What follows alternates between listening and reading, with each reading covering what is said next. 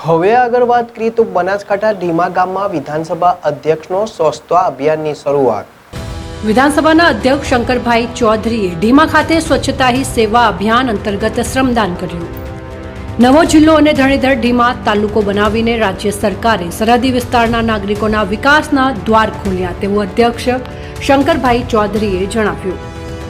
સરકારના સ્વચ્છતા હી સેવા સ્વચ્છતોત્સવ અભિયાન 2025 અંતર્ગત વિધાનસભાના અધ્યક્ષ શંકરભાઈ ચૌધરીએ વાવ તાલુકાના ધરણીધર મંદિર ઢીમા ગામ ખાતે પંડિત દીનદયાળ ઉપાધ્યાયની જન્મજયંતિ નિમિત્તે શ્રમદાન કર્યું હતું અને ગ્રામજનો સાથે સંવાદ સાધ્યો હતો.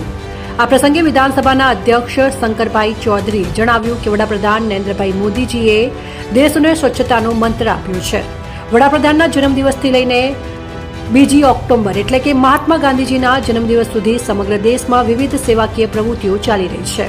પૂજ્ય મહાત્મા ગાંધીજીના સ્વચ્છ ભારતના સ્વપ્નને આગળ વધારીને તથા સ્વચ્છતા ત્યાં પ્રભુતાના સૂત્ર સાથે સૌ કોઈએ આ અભિયાનમાં જોડાયું છે.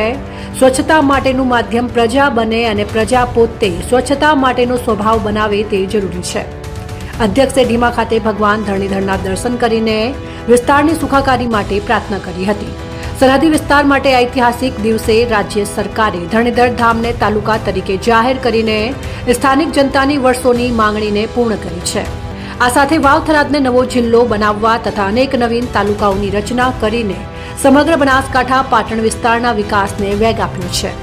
સરકારના નિર્ણયથી સરહદી વિસ્તારના લોકોના શૈક્ષણિક, આર્થિક અને સામાજિક વિકાસના નવા દ્વાર ખુલશે અને સરકારી યોજનાઓના લાભ ઘર આંગણે ઉપલબ્ધ થશે. અધ્યક્ષે સરકારના નિર્ણય બદલ મુખ્યમંત્રી ભૂપેન્દ્રભાઈ પટેલ અને રાજ્ય સરકારનો સરહદી નાગરિકોના વતી આભાર.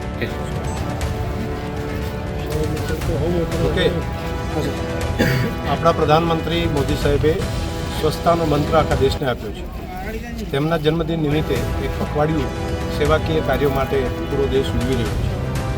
પૂજ્ય મહાત્મા ગાંધીના સપનું હતું પૂરો દેશ સ્વચ્છ થાય અને સ્વચ્છતા માટેનું માધ્યમ પ્રજા બને, પ્રજા પોતે સ્વચ્છતાનો સ્વભાવ બનાવે.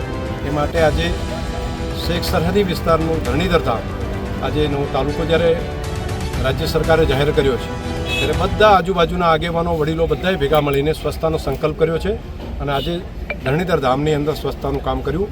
હું સહયોગી જે બન્યા છે બધા મિત્રોને હૃદયથી ખૂબ ખૂબ અભિનંદન.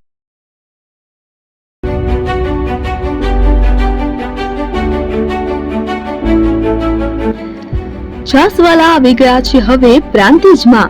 પ્રાંતિજ તથા તાલુકાના લોકોને હવે અમદાવાદ, ગાંધીનગર કે પછી હિંમતનગર સુધી લાંબા નહીં થવું પડે. ઘરાંગણે જ છાસવાલા આવી ગયા.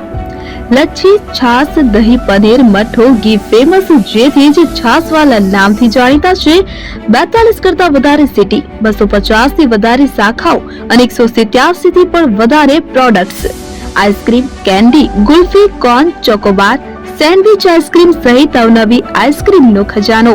અને હા, સ્થળ ઉપર મુલાકાત લો તો જરૂરથી અમારો કોલ્ડ કોકો ટેસ્ટ કરો.